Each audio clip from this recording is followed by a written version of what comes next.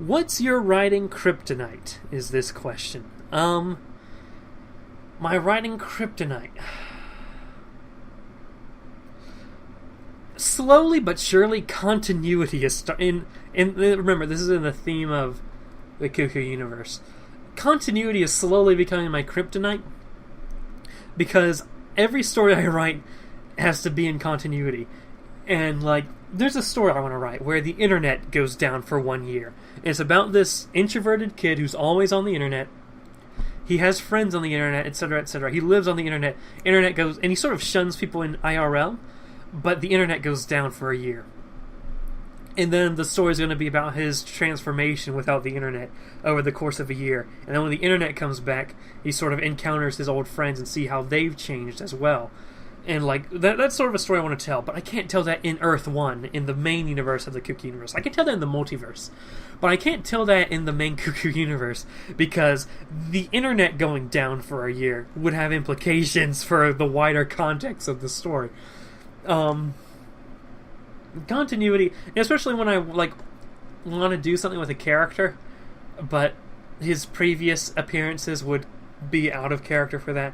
Just continuity is a big anchor at this point in time, but I also take pride in the fact that I have such a large continuity. So there's that. The Cuckoo universe really has been fully developed into a full-on universe, and there's more we can develop on it, but it has a lot there to which I can run several multi-hour streams talking about the timeline, you know? So it is a fully developed universe. I have trouble with writing scenes that only exist to advance the plot. Like, they only exist to... I love writing character development, and I love giving insight to the thoughts of characters and sort of the small little things that will tell you what these characters are like. But sometimes you have to write a scene that's just plot-based so you can get the plot moving. And I really don't like writing those scenes because when I write those, I feel that I write them very stiffly. I'm sure there's more to my writing kryptonite, but I can't think of anything else right now. Do you use your real name or a pseudonym? Well, I use... Some of my writing was written under my real name. When they're released to the public, they're not going to be under my real name. And then it's been written under the name of Primus Prime 22, and then later Commander Radix. I think I might just create a new name for the writer of the Cuckoo universe, like the Cuckoo Dev or something like that. You don't really call writers devs, do you? That was a bad example. But something like that, so it's consistent throughout, like, all the files. Like, on my continuity annotated documents, sometimes I refer to myself in the third person as Primus, sometimes as Radix. It's just weird.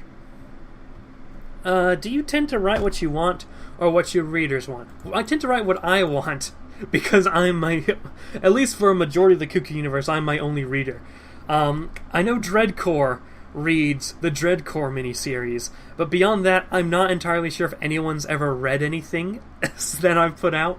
And I'm fine with that, but I'm pretty sure, as far as I'm aware, I'm the only one that's read the Cuckoo universe, besides Dreadcore reading Dreadcore.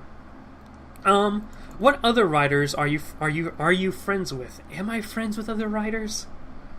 Not really. I'm kind of isolated in this sphere. Writing in general seems to be a very introverted hobby, you know? So... I guess some writers get... Well, yeah, there is one...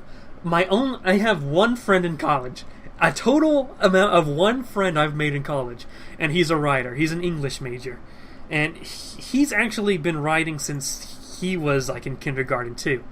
But the problem is, he actually reads, like, a lot more often than I do, and he reads the classics. He developed his analytical mind. I have my analytical mind. I can critically analyze stuff, but I didn't really start developing that until, like, high school, and then I really didn't solidify it until, like, a year ago.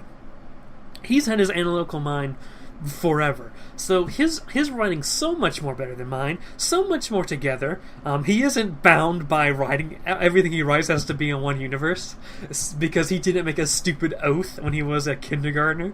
But Yeah, I get a lot of inspiration from him, or at least we develop a synergy with each other when we talk about our writing, because it sort of inspires. It's sort of like with YouTube, when you have other YouTuber friends you're with and they're making videos, you're inspired to make videos, and so on. Which, by the way, the Lazy Koala podcast was a secret scheme by me.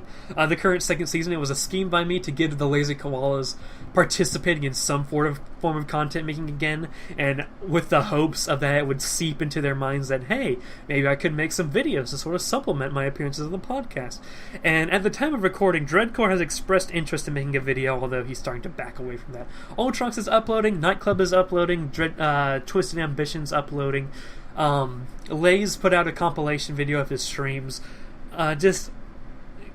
Cody's editing something. That's new. So I think that experiment has been largely successful for now.